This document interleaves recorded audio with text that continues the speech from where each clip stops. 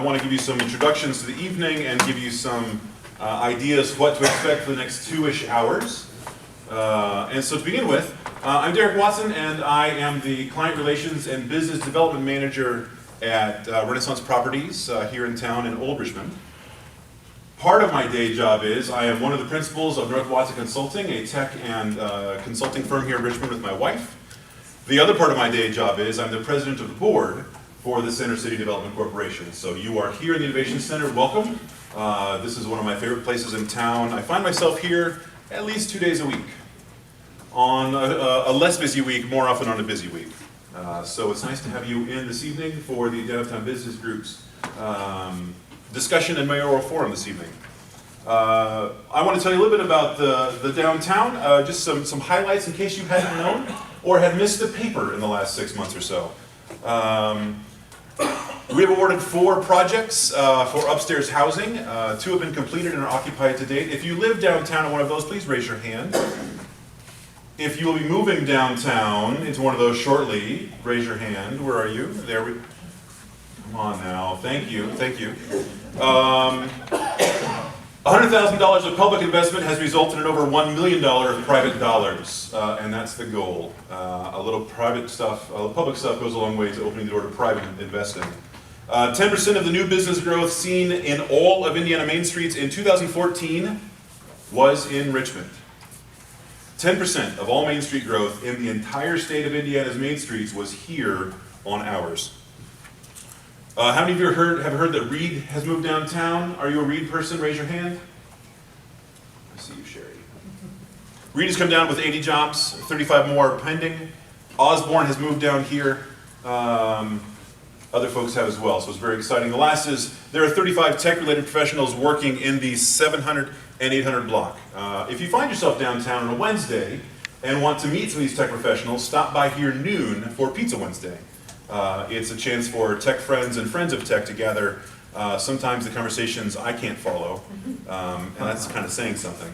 But all the time, they're a good time. So anyway, there are 10 organizations that are here in the Innovation Center.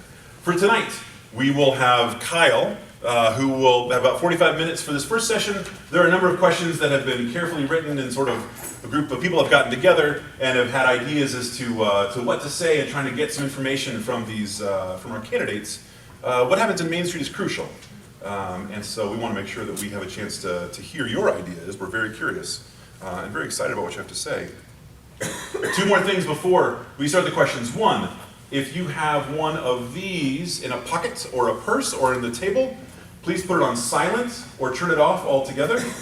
I will tell you, I was at a concert Saturday night with some of the finest folk music I've heard live in years until somebody's phone went off with an old Nickel Creek song. And I love Nickel Creek, not a problem. I was there to see Vance Gilbert. So deeply embarrassing for everyone, including the poor person who had their phone put in a pocket, all zipped up quiet until it rang. Number 2, if you need to use the restroom, they're down the hall that way. The sign is on the side. If you make it to the back of the building, you've gone too far.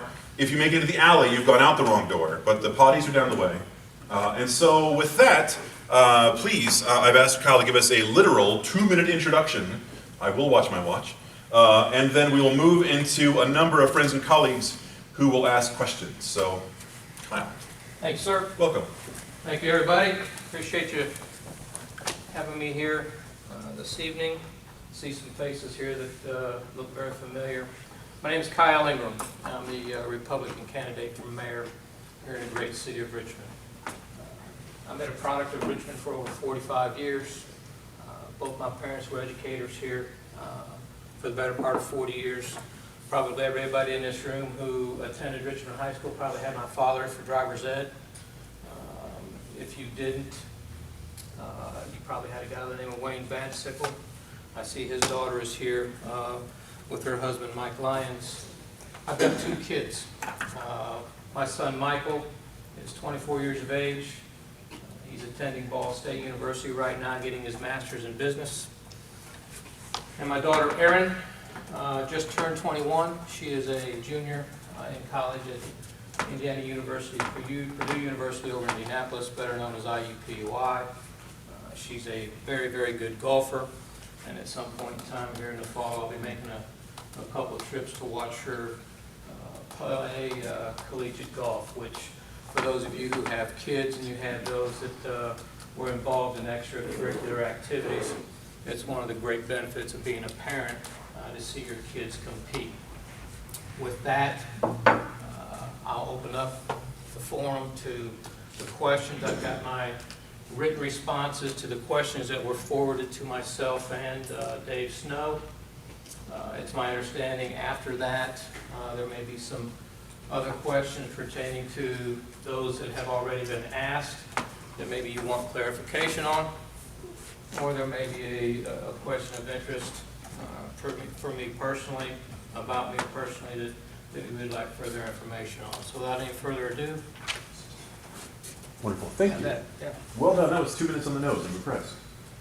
Barb has the first question. The questions will be asked by different folks around the room to give the idea that lots of people are curious about these questions and curious about the answers. So, Barb, start us out, please. Sure. Hello, Barb.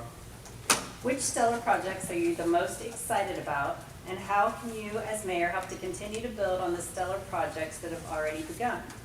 How would you further promote the positive effects Richmond's stellar designation has had on the community and represent Richmond in the pursuit of other future program opportunities? Well, let's see, we have 8 projects that the stellar communities and the monies have geared themselves toward. Downtown living, the facade renovations here, the Vale neighborhood, the 2 parks, 7th Street and 10th Street, and the corridors along both those. The local YMCA, the old YMCA, which is going to be named Music City Place, place for senior citizens, and the Main Street corridor. And when it comes to stellar grants, my initial impression of the stellar grant I thought was for our city and Bedford. I think it was in 2014 that we qualified. It might have been 2013 that Lieutenant Governor designated Bedford and Richmond as stellar communities. What it does, if you're not quite familiar with it, is that it helps the city from within kind of beautify itself, enable the local businesses to expand upon your current situation down here. It revitalizes some of our historic districts. I know Matt Stegall here, for instance, and some of the things that he and his group are involved with. They're concepts that a community needs if it wants to grow and expand. And I look upon that, if I am the mayor of the city of Richmond, it's going to promote healthy activities such as biking, walking. It's been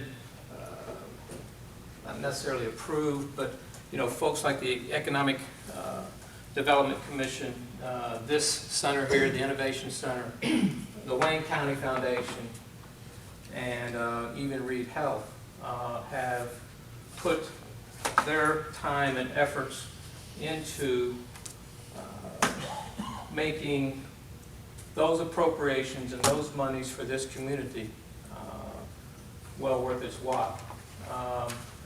If as mayor I could do one thing to continue to promote our city as a stellar city, to continue to look at our state government for funds and monies to enhance what we're getting started, I'm all for that.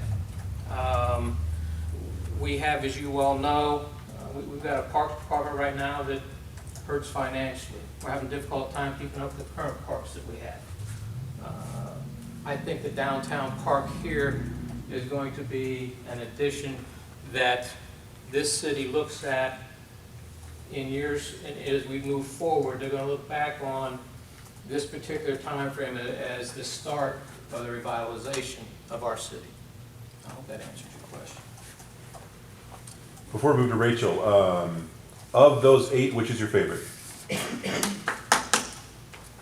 I don't think you can have any one favorite, because I think all of them combined lead to a better community. I don't think one can do without the other.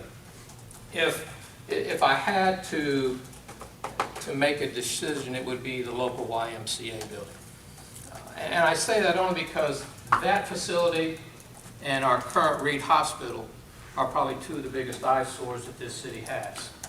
And to take that facility there as the main focal point when you come into town from the north as you travel south, and be able to make that a unique senior citizen living center, which I think is their plans, and behind that to the west, incorporate the park, I think is one of the things that probably on my list, if I had to choose one, it would be that particular one. Thank you. Question 2 from Rachel Hughes. Hi, I'm Rachel Hughes with Wayne County Foundation and the Tim Lizzie Cafe. Kyle, what role do you see the city and yourself as mayor playing in local small business advocacy? I have stated from day one, thanks for the question, that my number one priority will be jobs. Now, to some people that means, well, I'm going to be looking at XYZ or ABC Corporation from outside the city to relocate.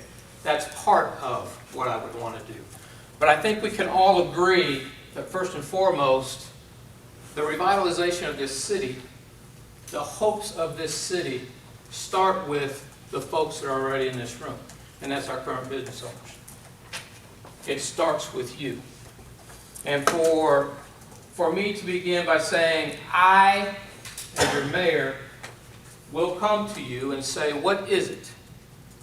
What is it that what is it that we as an administration can do for you to help you grow, to help you create those opportunities, so that when we are successful in doing that, and let's make no mistake about it, this county already right now, this city has, I believe my math is correct, we've got over 250 job openings that we can't fill. We're not going to get into the issue here talking about why we can't fill them, but I think we all know the problem that we've got with drugs and how that adversely affects an employer's ability to employ. But with that being said, for me to come to you first, then will enable me, along with the things that we're doing here in the city relative to the Stellar Grant, beautifying downtown, creating a senior living center, creating corridors and open streets where you can bike, walk, have an active lifestyle, particularly for you younger folks. Those are all positives that this community needs to look from within and then sell and promote outwardly. That then becomes my obligation to you. I can go to corporate America and I can say, hey, look, this is what we're doing in our city. This is why we want you to come to Richmond. These are the things we're doing here to help our own groups and businesses and people thrive, prosper, create opportunities. I think for far too long, far too many people have thought in this city that corporate America sits in a boardroom, much like we are sitting in here this evening, and behind there is a wall with a map of the United States on it, and the board of directors sit at the table drinking their coffee, they look at that map and they go, you know, I want to go to Richmond, Indiana. People, it doesn't work that way. That's not how it works. Because the first thing they want to know is what is it you're doing in Richmond, Indiana to help yourselves? Don't know that we can say that we've been doing that lately. So consequently, they don't want to be here. They don't want to relocate. So my first job will be to create those job positions that we already have, to help fill those job positions. And then I will go to corporate America and ask the question, make the statement, we in this city of Richmond are now open for business. That answer your question, Rachel? Okay. Question 3, Sam Purcell, please. What role do you see quality of place and a vibrant, thriving downtown playing in today's concept of economic development And as a community leader, how would you choose to utilize these concepts to contribute towards local economic growth?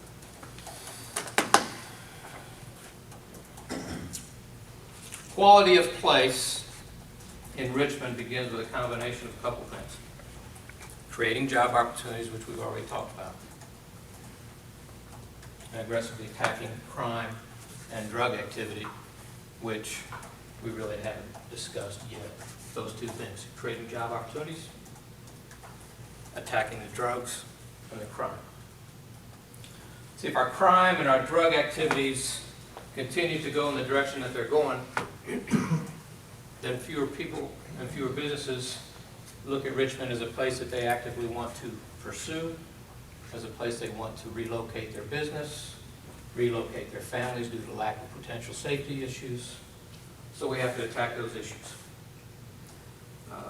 We know that if we work hard, and all of you in here work hard, to create the new job opportunities and revitalize this particular area of our great city, then crime and the drug activities and the businesses that those industries bring about should drop as the quality of our life in this area improves.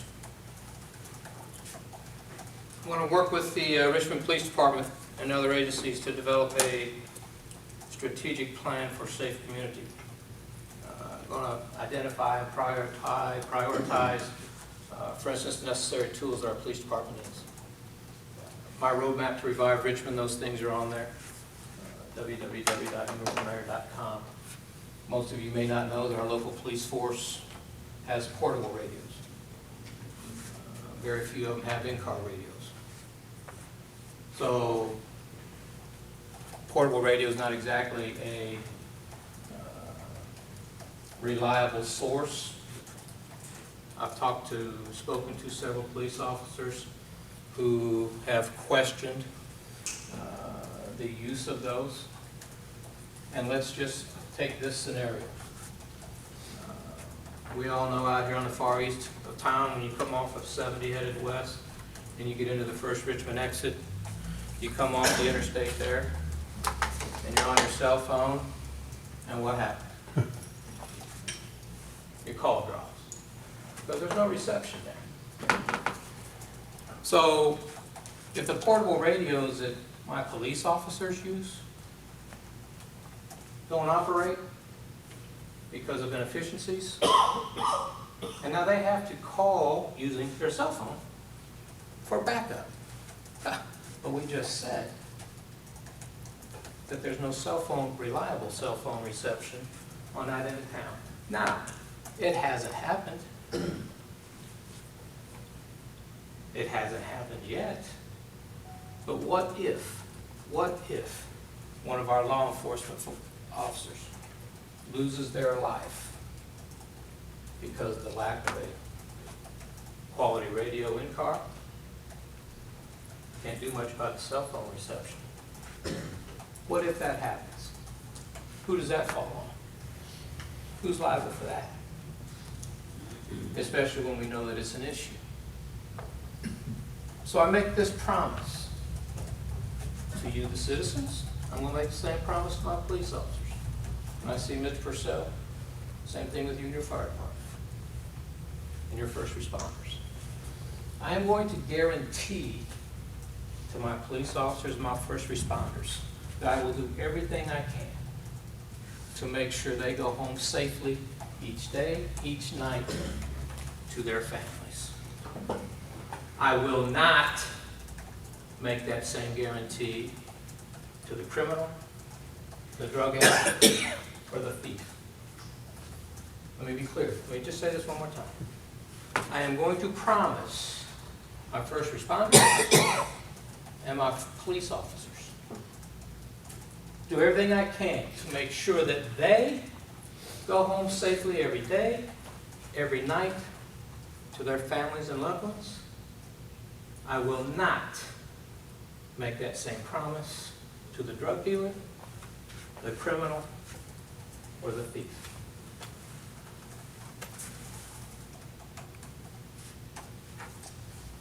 that with one word, priorities.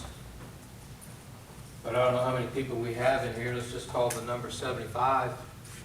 Each one of you have a different priority.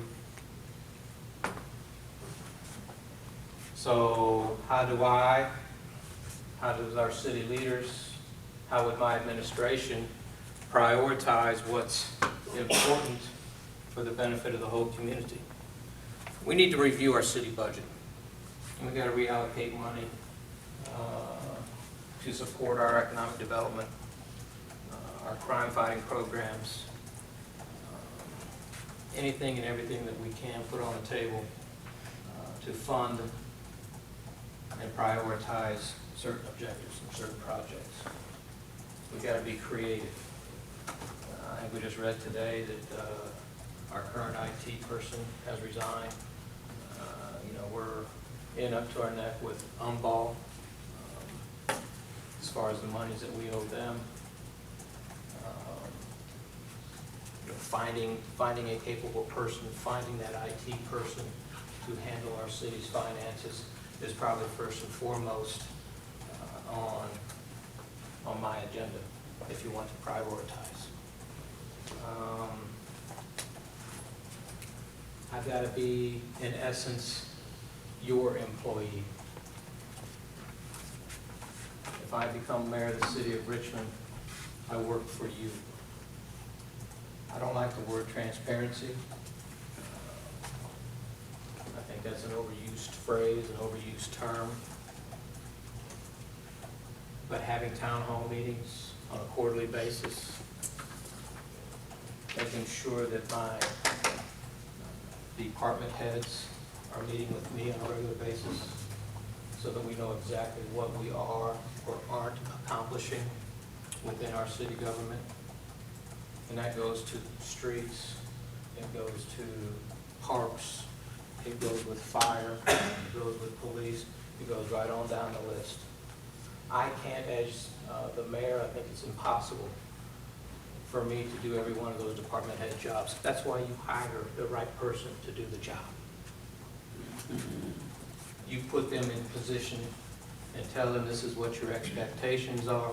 You hire the right qualified person to get the job done, and then you have your weekly, monthly, quarterly meetings so that we're all on the same page and going in the same direction. And we have communication then with you, the taxpayer.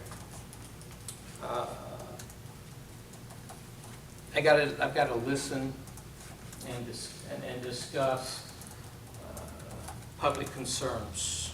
We mentioned town forums. And again, I'm going to say if there's 75 folks here tonight, we could sit down here and say tonight we've got a town forum. And I could go around the room and ask each individual, what's your biggest concern? And we've probably got 75 different responses as to what concerns you, what bothers you, what makes you lose sleep at night. But those are the things that I have to do as the face of this city to make you feel comfortable in knowing that I and my administration are doing everything we possibly can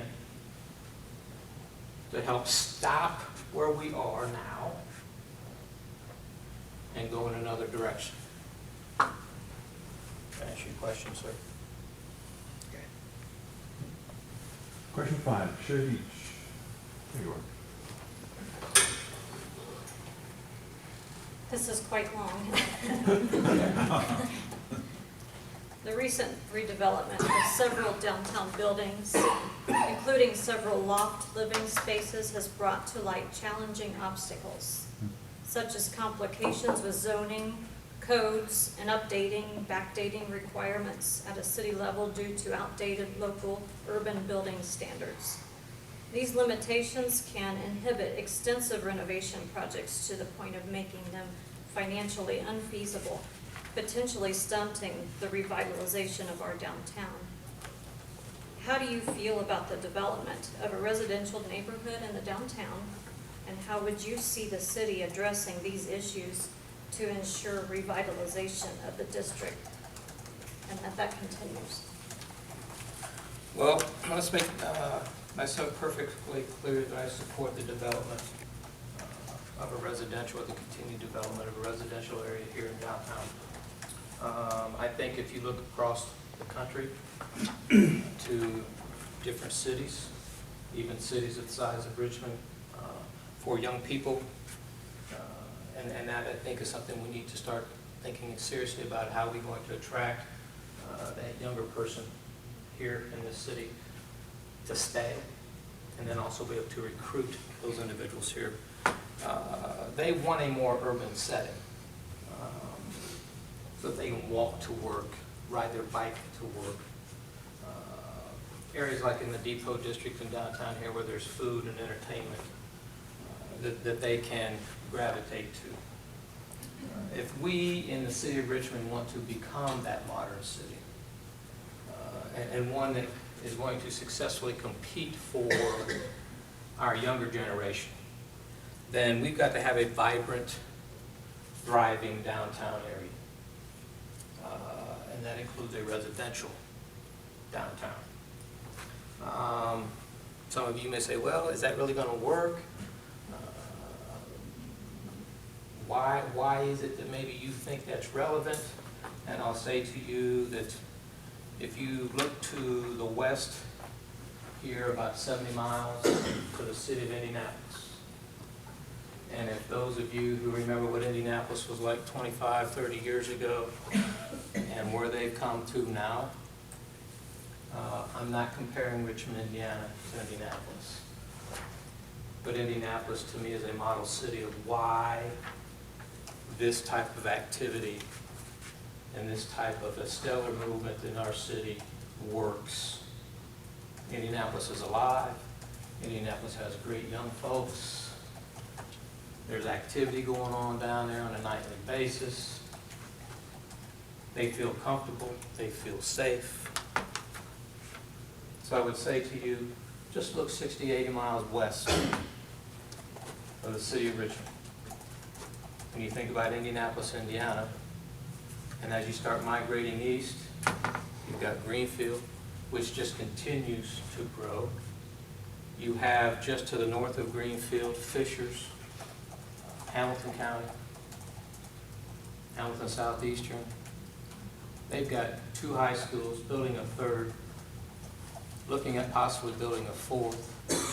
There's no reason why those things, not that I want 3 or 4 high schools in the city of Richmond, but there's no reason why those same types of activities and those same types of things can't happen here. For that to happen here, though, I think it's important that you folks know that to fight the crime and the drug activity that we currently find ourselves in is paramount to any successful city. I'm not going to get off on a tangent about the heroin problem that we have here, because our city's not alone there. We're not the only city in the United States that has an issue with heroin. Fortunately, we have several city leaders, several people involved in businesses. I'm not going to mention any names, but I see one of them here already this evening. We're taking an active role in trying to help find answers and solutions to the heroin epidemic. Our local hospital is doing everything it can to educate and assist through programs those who have that heroin addiction. And here's the thing about them, and you may know this, but the thing about the heroin addiction is that it may be the person sitting right next to you that has that heroin problem. It's just not the person that doesn't have a shirt on, his body's full of tattoos. It's business people, successful people. We all tend to think that it's the thug, the punk. It's not always that. So the methadone clinic on the east side of town here, fortunately they have finally decided to start marketing themselves, telling us a little bit about what it is they actually do, instead of hiding back there as they did, and all the whispers starting so that it was all about hearsay instead of direct evidence as to exactly what the facility is about. Yeah, we've got those issues. We can help educate. But as I said earlier, when it comes to my first responders, when it comes to my local police department, as your mayor, I'm going to do everything I can to ensure those folks go home safely. I'm not going to make that same promise to the drug dealer. I'm not going to make that same promise to the criminal. And I'm not going to make that same promise to the thief. I've said this many times before. And I'm going to say it one more time before I close and open up for questions. For those of you who think that this city is going in the right direction, for those of you who think that being average and mediocre is okay, for those of you that think that this is good as we're going to get as a city, then you need to do me a favor. Don't vote for me in November. Let me repeat that. If you think that this is as good as we can get, if being average and mediocre is good for you, and if you think that this city's going in the right direction, then the guy who follows me, that's who you won't vote for. You don't want to vote for me. We have time to open up for questions, and I will abuse my role and ask you the first one. And I will ask the don't tell anybody, but I'm going to do the same thing the next time around. Please tell me as succinctly as possible how your career as an officiant and a referee will make you a great team player and a good mayor. On top of my business experience, or just the fact that I've been 25 years officiating men's college basketball all across the country? I'm mostly interested in officiating. Okay.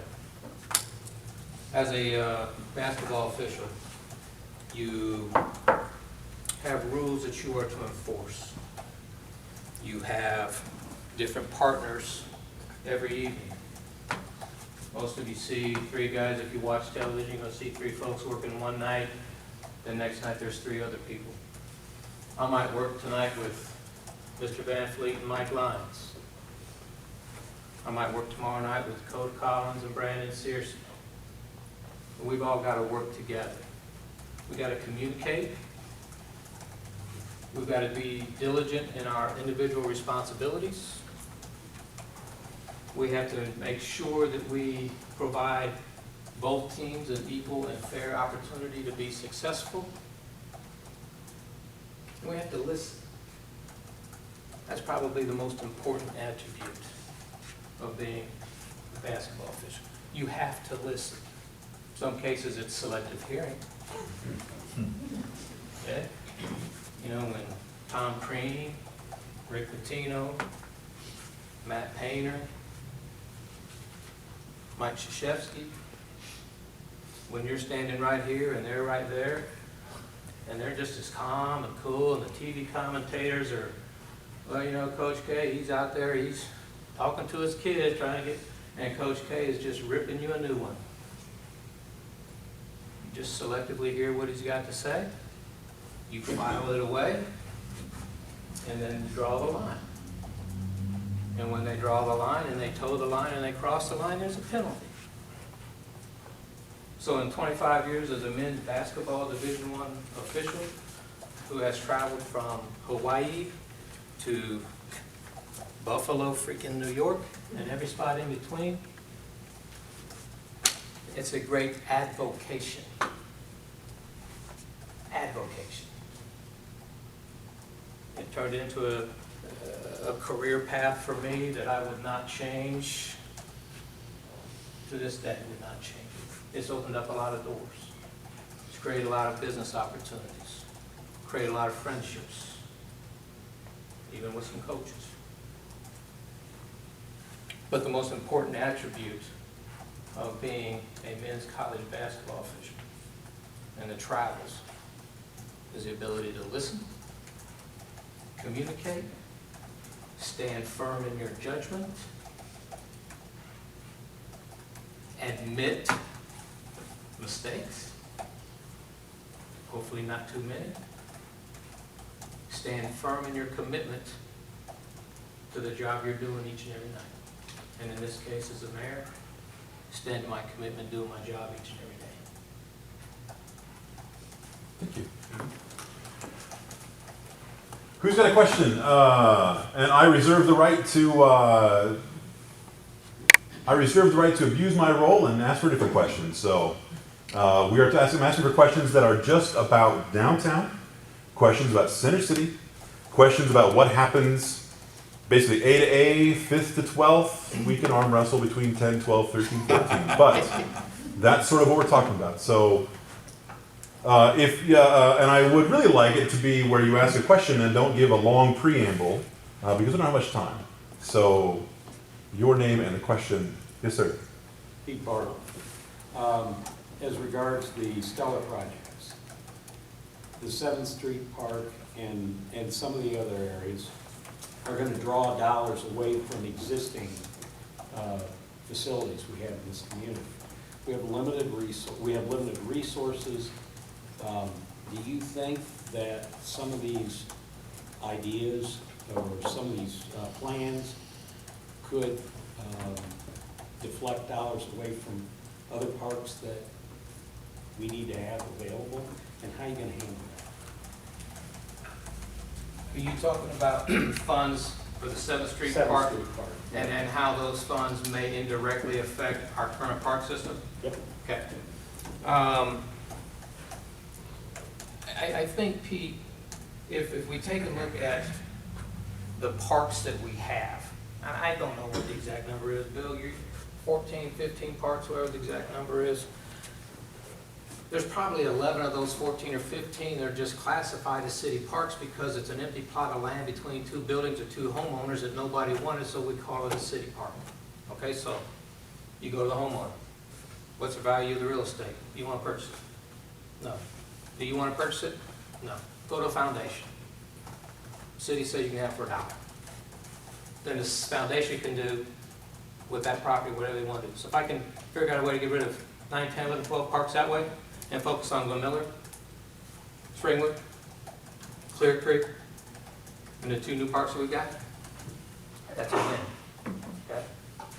Talk about McBride Stadium. Okay? Historic designation for McBride Stadium. Already looking at ways to try and find private monies for the rehabilitation of that facility, to the state for grants.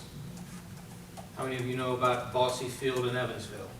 Don't need to show any hands, but Bossy Field in Evansville has been granted an historic designation, funds to help that park renovate. I'm here to tell you right now, if Bossy Field is given that designation, then I know darn good and well McBride Stadium deserves that same designation. If for no other reason than what Don McBride did for the city of Richmond and the Parks Department when he was in control. So I'm going to find a way to get those monies for the rehabilitation, the renovation of McBride Stadium. Richmond wants an amphitheater. Okay, it makes sense. Got a great one right down there at Glen Miller. It could possibly use, and it has been used for concerts and that type of thing. Just look at McBride Stadium. Seats are covered. There's all kinds of things we can do. But McBride Stadium is used, what, 80 days a year? Okay? So if we take a look at the 14 or 15 parks, as they are aptly named, 80% of those parks, we'll just figure out a way to turn over to Pete Bartle, Matt Steele, Barry Van Fleet, Mike Lyons, Bill Eagle, and let them take care of the plot of land instead of relying upon our city workers who are stretched thin anyway.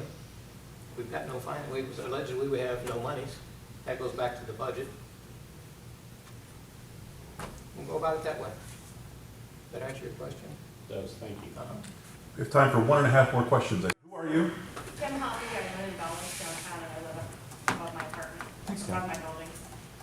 Sherry, in your question, you asked about how to assist the people that's trying to establish residency. I didn't feel like we actually got a solid answer on that. And the question again was what? Can you help, Sherry?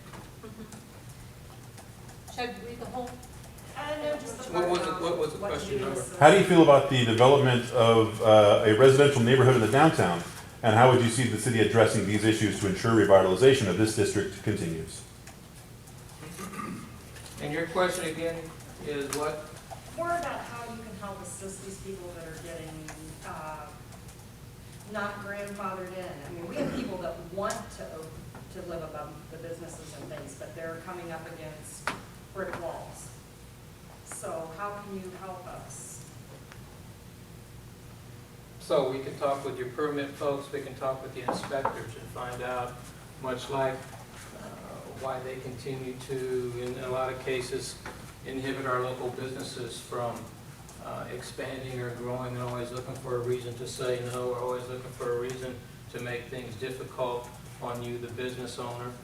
Much the same way with the residential. What is it about the brick wall that prevents you from living there? Those are questions that I don't have, that maybe they have the answers to. I think with that question, I think opens up a whole other avenue of concerns about this city, that I'm going to relate this story that's not so much concerned with the living arrangements for those who want to live downtown here, but there's a local department retail store here in town who opened up 90 new stores across the country. 90 new stores across the country. And one city out of the 90 across the entire country told their folks that they had to do something about their shelving, that it was not up to code, that it was not up to standard. One city throughout the entire United States when it came to 90 new stores. And that one city is Richmond, Indiana. That department store said, we can assure you will not see another one of our stores here in Richmond, Indiana again. Now, I'm not pointing fingers. I'm just stating fact. So if you're running into questions, if you're running into problems, if you're running into delay after delay after delay, one brick wall, one closed door after another, then to me, that means we've got a problem. What can I do as mayor to help you with that problem? We bring the people together. Why is she being told that she can't live on the third floor? It might be something to do with the structure, it might be stability. Okay, might not be load bearing. The floor might not be load bearing. That concrete wall, Jimmy Hoffa may be buried in it, I don't know. But if you've got questions and you've got concerns and you're not getting answers, and my department heads and those people who report to me are stonewalling you and not giving you the desired answers and results that you want, then that's when I get involved. And then I'll find people to get you the answers that you want. Because for far too long, this city has been a city of deny, deny, deny. Let me repeat that. Deny, deny, deny. Be a pain in your backside. No, no, no.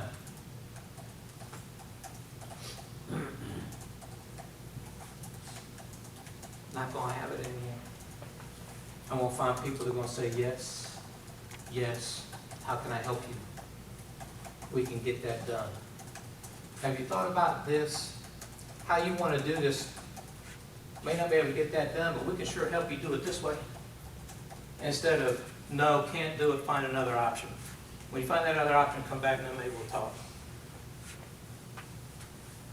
This city will be open for business as your next mayor. It will be open for friendly business. It will be open for business to help you, to help you, to help you, to help you. And let me help you all by saying at 6:45,